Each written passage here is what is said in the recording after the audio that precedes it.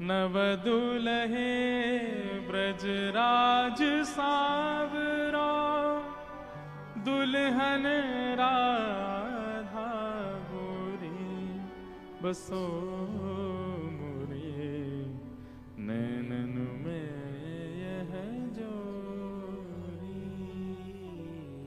सूरदास जी, उन पे तो नेत्र ही नहीं है, पर फिर भी वो निरंतर इसी भाव में रहते हैं। नेत्र बिना नेत्र के ही वो प्रिया प्रियतम के युगल विलास विहार का दर्शन करते रहते हैं।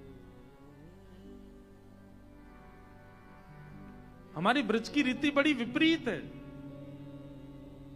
बाहर से जो महापुरुष दिख रहे हैं उनकी बड़ी दाढ़ी दिखेगी, बड़ी बड़ी जटाएं दिखेंगी, एक वस्त्र पहन करके वे घूम रहे हैं, लेकिन अंतरंग भाव में निज केली चल रही है, निज विलास चल रहा है ठाकुर जी का।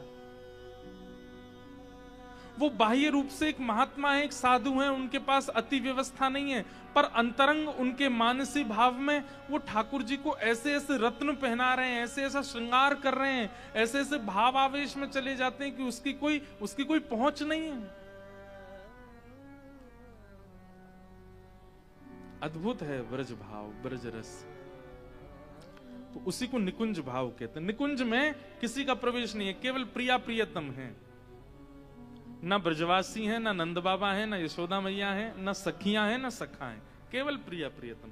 ये जिसको चाहेंगे वो निकुंज में आ सकता है। तो निकुंज में ज्येष्ठाभिषेक क्या है? हम जिससे अति प्रीति करते हैं उसका एक प्रिय स्वरूप हमारे चित्त में होता है। जैसे कई बच्चे ऐसे होते हैं, उनको अपनी माँ साड़ी में ज्यादा अच्छी लगती है, सूट में नहीं लगती होंगी, तो माँ से ये कि माँ आप साड़ी पहना करो, आप लाल साड़ी पहनो, आप नीली साड़ी पहनो, आप उसी में अच्छी लगती हो। कभी कभी माँ सूट पहन ले तो बच्चे आप इसमें अच्छी नहीं, आप साड़ी में नहीं अच्छी लगती हो। ऐसा होता है, कई बच्चों को अपनी माँ सूट में अच्छी लगती है, या पत्नी को पति किसी स्वरूप में अच्छा लगता है, पति को पत्नी किसी स्वरूप में। ऐसे ही श्री प्रिया जी ठाकुर जी को सबसे प्रिय कब लगते हैं पता है?